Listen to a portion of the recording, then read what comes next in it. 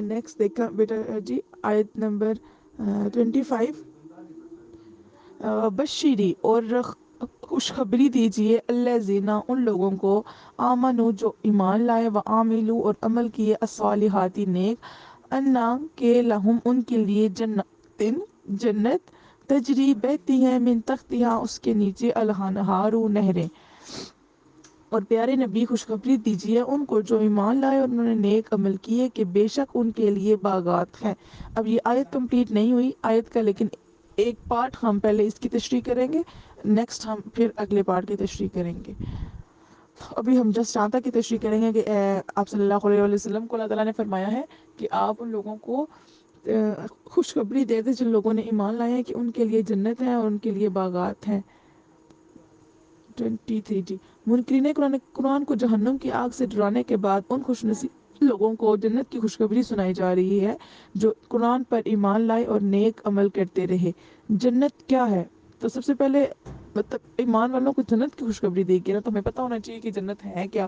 تو جنت سے مراد وہ مخصوص باغ ہے جس میں قیامت کے دن نیک لوگ داخل ہوں گے. اس میں نہریں بہتی ہوں گی. اس کے پھلوں کی ظاہری شکل و صورت تو دنیاوی پھلوں سے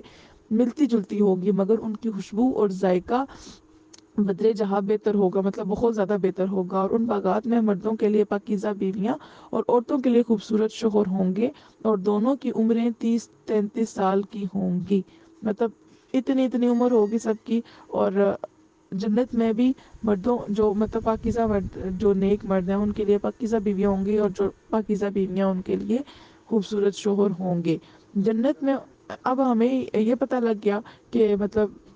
جنت میں کیا کیا ہوگا، تو ہمارے ذہن میں یہ بھی سوال آتا ہے کہ جنت میں عورتوں کو کیا ملے گا. تو اس کا جواب ہے کہ اللہ تعالیٰ نے عورت کے اندر دلکشی اور حسن رکھا ہے، اور حسن کا تقاضا یہ ہوتا ہے کہ کوئی اس کو چاہنے والا ہو. اسی لیے ہر عورت کی سب سے بڑی خواہش یہی ہوتی ہے کہ اسے کوئی محبت کرنے والا خاوند مل جائے. اور جنت میں ہر عورت کا خاوند ایسا حسین ہوگا جس کو دیکھ کر اس کا دل باغ باغ ہو جائے گا، کیونکہ وہ خاوند اس کے خوابوں کی تعبیر اور اس کے دل کی خواہش کا مظہر تو ہوگا. جیسا کہ اللہ تعالیٰ نے فرمایا اور جنت میں تمہارے لیے ہر وہ چیز ہوگی جو تمہارا جی چاہے گا اور جو تم مانگو گے. لہذا جنت میں جس طرح ہر مرد کی بیوی اس کے پسند کا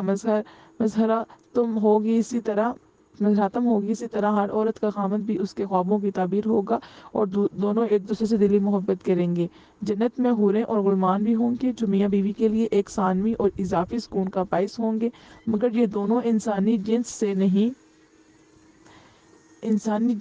ہوں گے، بلکہ اللہ تعالیٰ انہیں جنت کی خوشبو سے پیدا فرمائے گا اور جنتی میاں بیوی کی خدمت میں سرگرم رہیں گے. جنت میں انبیاء کرام اور مخصوص مقربین کے علاوہ ہر وہ انسان کی انسانی جنس صرف ایک ہی بیوی ہوگی، اور خاوند کے دل میں جو محبت اور رغبت اپنی بیوی کی ہوگی حوریں وہاں تک نہیں پہنچ سکیں گی. جیسا کہ نبی کریم صلی اللہ تعالیٰ علیہ وآلہ وسلم نے فرمایا، دنیا کی عورتیں حوروں سے اس قدر افضل ہوں گی جس طرح ظاہر باطن سے افضل ہوتا ہے، اور اس فضیلت کا سبب ان کے روزے اور نمازیں ہوں گی. تو عورتوں کو دیکھیں فرمایا جا رہا ہے، ویسے تو حور تو آپ کو پتہ ہے کہ خوبصورتی کو کہا جاتا ہے، جو بہت خوبصورت ہو ان کو حوریں کہا جاتا ہے. تو یہ ان عورتوں کے بارے میں کہا جا رہا ہے کہ جو عورتیں بہت ہی نیک ہوں گی، روزے رکھتی ہیں، نمازیں پڑھتی ہیں، تو ان عورتوں کے بارے میں کہا جائے گا کہ وہ حوروں سے بھی بہتر ہوں گی. اللہ تعالیٰ ان کے چہروں پر نور پیدا کر دے گا، ان کا جسم ریشم کی طرح ہوگا اور ان کا رنگ گورا اور زیور سنہرا ہوگا. وہ ہمیشہ خوش رہیں گی اور کبھی ناراض نہیں ہوں گی. جس عورت کا دنیاوی خاوند جنت میں گیا تو وہ ایک نئی محبت اور رغبت کے ساتھ رغبت مطلب اٹریکشن کے ساتھ اس کا خاوند بنے گا. دنیا میں خاوند کے مزاج اور کردار میں جو خامیاں تھیں وہ جنت میں ان خامیوں سے پاک ہوگا. اور اگر کسی عورت کا دنیاوی خاوند اپنے مظالم کی وجہ سے جنت میں نہ جا سکا، یا عورت شادی کے بغیر فوت ہوگی، تو کوئی جنتی نوجوان جو بغیر شادی کے فوت ہو گیا وہ اس عورت کا خاوند بنے گا، اور یہ عورت اس کو دل سے پسند کرے گی. اسی طرح جو بچے اور بچیاں بچپن میں فوت ہو گئے وہ جنت میں جوان ہوں گے اور ان کی آپس میں شادیاں کر دی جائیں گی. جس عورت نے متعدد نکاح کی ہو، متعدد مطلب ایک سے زیادہ، اور ہر خاوند نے اس کو طلاق دے دی، اور جب وہ فوت ہو تو کسی خاوند کے نکاح میں نہ ہو، تو جنت میں اس عورت کو اختیار دیا جائے گا کہ جس خاوند کے اخلاق دنیا میں سب سے اچھے تھے وہ اس کو اختیار کر لے، کیونکہ دنیا اور آخرت کی بھلائی اچھے اخلاق کے ساتھ وابستہ ہے. عورت نے متعدد نکاح کیے ہوں اور آخری خاوند نے اس کو طلاق نہ دی ہو، وہ اس کے نکاح میں فوت ہوئی تو وہ جنت میں آخری خاوند کے نکاح میں ہوگی۔ المختصر، جنت میں میاں بیوی دونوں جوان ہوں گے، ان کے پسینے سے مشک جیسی خوشبو آئے گی اور وہ آپس میں ایک دوسرے کو سب سے زیادہ چاہنے والے ہوں گے اور ہمیشہ خوش رہیں گے۔ تو سب سے پہلے کیونکہ ہمیں یہ خوشخبری دی گئی کہ جو نیک لوگ ہیں وہ جنت میں ہوں گے، باغات میں ہوں گے، تو اس وجہ سے ہم نے جنت کی تشریح پڑھی کہ جنت میں کیا ہوگا اور عورتیں جو ہیں وہ کیسے جنت میں رہیں گی۔ امید ہے آپ کو کلیئر ہو گیا ہوگا۔ پھر بھی اگر کسی بات کی سمجھ نہ آئی ہو تو آپ نے اس کو مجھ سے دوبارہ پوچھ لینا ہے۔ نیکسٹ دیکھتے ہیں بیٹا جی آیت نمبر 25 کا سیکنڈ پارٹ۔ کلما، جب بھی روزی کو کھلایا جائے گا انہیں منہا، ان باغوں سے، من کوئی ثمرۃ، پھل، رزقاً، کھانا، قالوا، وہ کہیں گے ھذا، یہ وہی ہے، الذی، وہی تو، رزقنا، ہمیں کھلایا گیا، من سے، قبل، پہلے، وَأُوتُوا، اور دیا گیا انہیں بھی، اس سے، متشابہاً، ملتا جلتا، وَلَہُمْ، اور ان کے لیے، فیہا، ان میں، ازواجٌ، بیویاں، مطہرۃ، پاکیزہ، وَہُمْ، اور وہ، فیہا، ان میں، خالدون، ہمیشہ رہیں گے۔ جب کھلایا جائے گا انہیں ان باغوں سے کوئی پھل تو یہ کہیں گے یہ تو وہی ہے جو ہمیں پہلے کھلایا گیا تھا، اور دیا گیا انہیں پھل ملتا جلتا، اور ان کے لیے جنت میں پاکیزہ بیویاں ہوں گی اور وہ ان میں ہمیشہ رہیں گے۔ ان اللہ، بے شک اللہ، لا یستحیی، حیا نہیں فرماتا، ان کے یضرب، وہ ذکر کرے، مثلا ما، کوئی مثال، بعودتاً، مچھر کی ہو، فما، اور جو فوقہا، اس سے حقیر چیز، یعنی اس سے بھی چھوٹی چیز، اس سے بھی ادنا چیز، فاما، تو رہے وہ، الذین آمنوا، جو ایمان لے، فیعلمون، سو وہ جانتے ہیں، انہ، بے شک یہ، الحق، حق ہے، من ربہم، ان کے رب کی طرف سے، واما، اور رہے وہ، الذین کفروا، جنہوں نے کفر کیا، فیقولون، سو وہ کہتے ہیں، ماذا، کیا، ارادہ کیا، اللہ، اللہ نے، بہذا، اس سے، مثلا، مثال، بے شک اللہ حیا نہیں فرماتا اس سے کہ ذکر کرے کوئی مثال مچھر کی ہو یا اس سے بھی حقیر چیز کی۔ تو ایمان لائے وہ، جو ایمان لائے وہ خوب جانتے ہیں کہ یہ مثال حق ہے، یعنی سچی ہے، ان کے رب کی طرف سے اتری ہے، اور جنہوں نے کفر کیا سو وہ کہتے ہیں کیا قصد کیا، یعنی کیا ارادہ کیا اللہ نے اس مثال کے ذکر سے۔ کسی حقیقت کو واضح کرنے کے لیے اگر مکھی، مکڑی یا مچھر وغیرہ کی مثال دینا ضروری ہو تو اللہ تعالیٰ کسی کے اعتراض کے ڈر سے ایسے مثال کو ترک نہیں فرماتا، مطلب چھوڑ نہیں دیتا۔ اہل ایمان تو ایسی مثالوں کی افادیت، مطلب ایسی مثالوں سے فائدہ اٹھاتے ہیں اور اس کی حقانیت، مطلب اس کے حق ہونے کو تسلیم کرتے ہیں، اور اس طرح ہدایت کی راہ پر گامزن ہو، مطلب ہدایت کی راہ پر چلنا شروع ہو جاتے ہیں۔ مگر جو کافر لوگ ہوتے ہیں وہ اسی پر اعتراض کرتے ہیں، لیکن اہل کفر اپنے بعض عناد کے باعث ان مثالوں پر اعتراض کر گمراہی میں ڈوبتے رہتے ہیں۔ بس اس میں مطلب مین بات یہی بتائی جا رہی تھی کہ اگر کوئی اگزامپل دے کے ہمیں قرآن پاک میں سمجھایا جا رہا ہے، جیسے ہمیں اب پیچھے بتایا گیا ہے کہ جو ہسبینڈ وائف ہیں وہ کیسے جنت میں ایک ساتھ ہوں گے،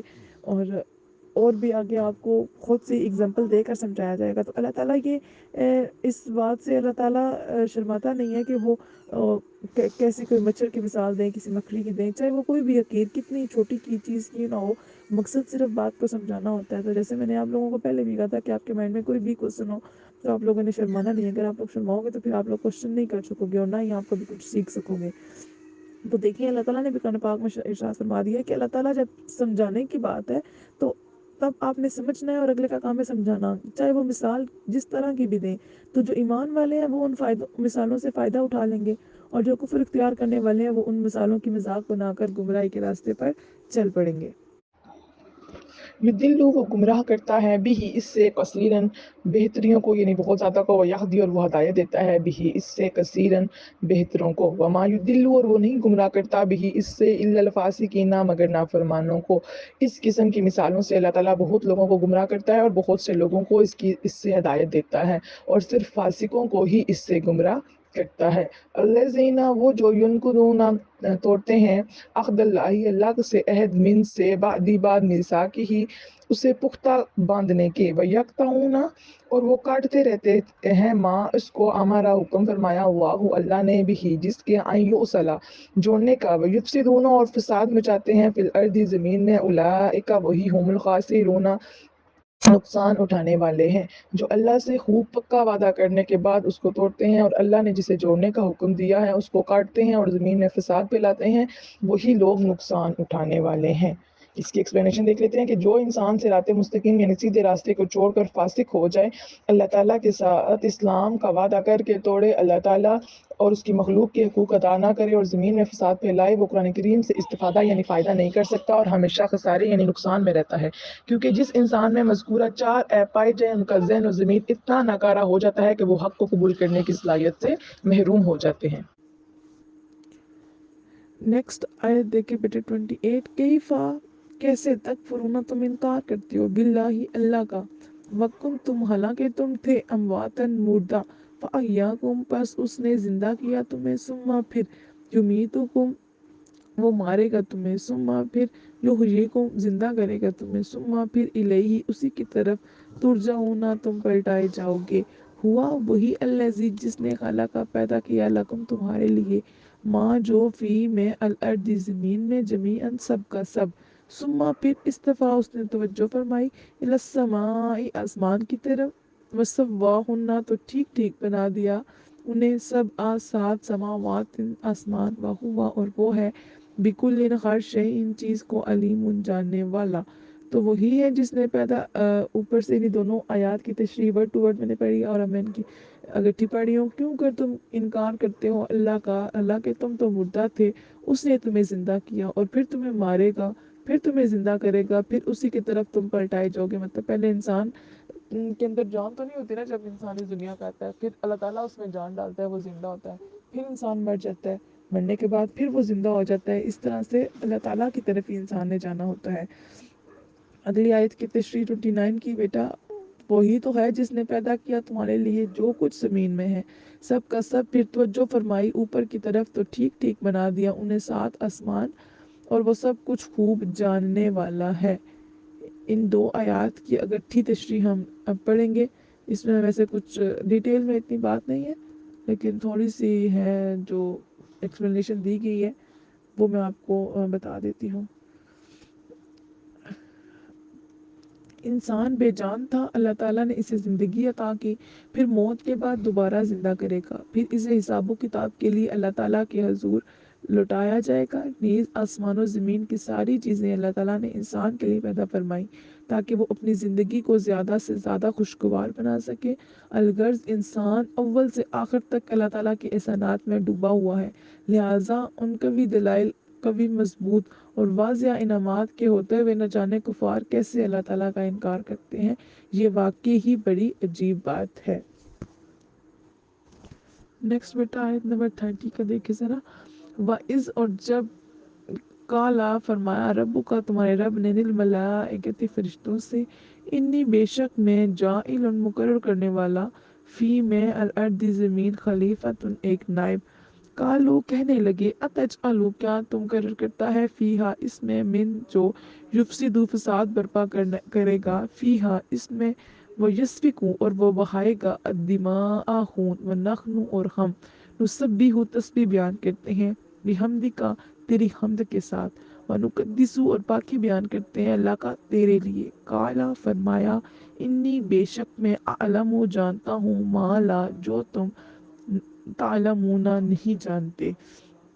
اسی کی ہم ایکسپلینیشن پڑھ لیتے ہیں، لیکن اس کی ایکسپلینیشن ہم جسٹ اوپر والے 2 پارٹس کی پڑھیں گے، جو اس کا ریمیننگ پارٹ ہے اس کی ایکسپلینیشن نیکسٹ آیت کے ساتھ دی گئی ہے، تو وہ ہم کل ڈسکس کریں گے۔ جو اوپر والے 2 پارٹ ہیں جہاں تک، اور یاد کرو جب تمہارے رب نے فرشتوں سے فرمایا کہ میں زمین میں خلیفہ ہوں، یہاں تک جسٹ ہم اس کی ایکسپلینیشن پڑھیں گے۔ تو سب سے پہلے ہم صرف پڑھیں گے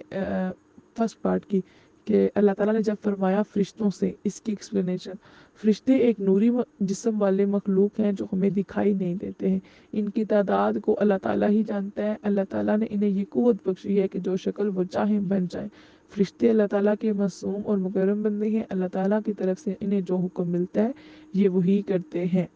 نیکسٹ جو اس کا اگلا پارٹ ہے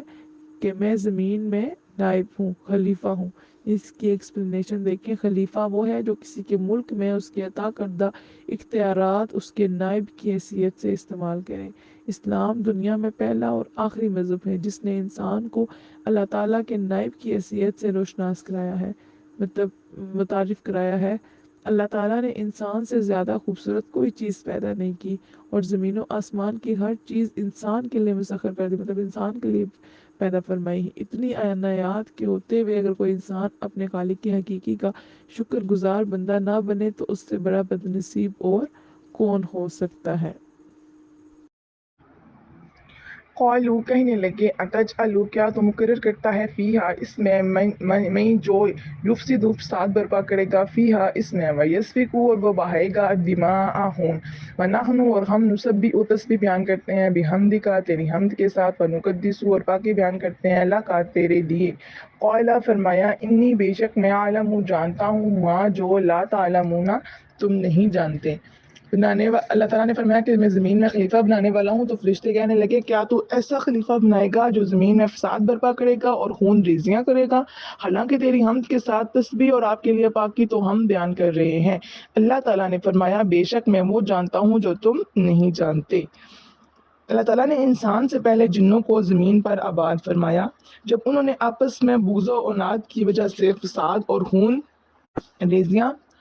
کا بازار گرم کیا تو اللہ تعالیٰ نے فرشتوں کے ذریعے ان کو جنگلوں اور پہاڑوں نے بگا دیا، اور جب اللہ تعالیٰ نے زمین میں حضرت انسان کو خلیفہ بنانے کا ارادہ ظاہر کیا تو فرشتوں نے پہلے تجربے کی بنیاد پر اس خدشے کا اظہار کیا، یعنی اس شک کا اظہار کیا کہ انسان بھی زمین میں فساد برپا کر سکتا ہے، جبکہ اللہ تعالیٰ کے ایک کام بجا لانے میں ہم پوری طرح سرگرم ہیں۔ اللہ تعالیٰ کی حمد و ثنا اور تسبیح بیان کرتے ہیں۔ اب کمی کس چیز کی ہے جس کے لیے خلیفہ کی ضرورت ہو؟ ہم اس کی مصلحت نہیں سمجھ سکتے، مطلب اس میں کیا اچھائی ہے وہ نہیں سمجھ سکتے۔ اس کے جواب میں اللہ تعالیٰ نے فرمایا میں وہ جانتا ہوں جو تم نہیں جانتے۔ بلا شبہ اصل حکمت اللہ تعالیٰ ہی جانے، مگر اب بات غور طلب ہے۔ فرشتے نوری مخلوق ہیں، کھانے پینے سے پاک ہیں، اسی لیے انہیں کسی مشقت کی ضرورت نہیں، مطلب کسی محنت کرنے کی ضرورت نہیں ہے۔ برائی کی صلاحیت نہیں رکھتے، انہیں برائی کرنے کا تو کنسیپٹ ہی نہیں ہے، لہٰذا شیطانی حملے کا کوئی خطرہ نہیں۔ نیکی کرنا ان کی فطرت ہے جس کے لیے انہیں کسی تکلیف کا سامنا نہیں، لیکن ذرا اندازہ کریں اس انسان کا جو بھوک اور پیاس سے نڈال ہے۔ نیکی کے راستے میں شیطانی وساوس کے پہاڑ ہیں اور برائی کے لیے قدم قدم پر خواہشات کے پھول سجے ہیں۔ اس قسم کی بے شمار رکاوٹوں کو ٹکراتے ہوئے جو انسان اللہ تعالیٰ کے حضور سجدے میں سر رکھ کر اس کا شکر ادا کرے، اس سے بڑھ کر اللہ تعالیٰ کی خلافت کا مستحق اور کون ہو سکتا ہے؟ ویسے بھی انبیاء کرام فرشتوں سے افضل ہیں، یعنی جو انبیاء ہیں وہ فرشتوں سے افضل ہیں، یہ بات بھی یاد رکھنے والی ہے۔ باقی اگر آپ کو کوئی پوائنٹ سمجھنا ہے تو آپ مجھے ان باکس کر لیں۔ وَمَا عَلَيْنَا إِلَّا الْبَلَاغُ الْمُبِينُ۔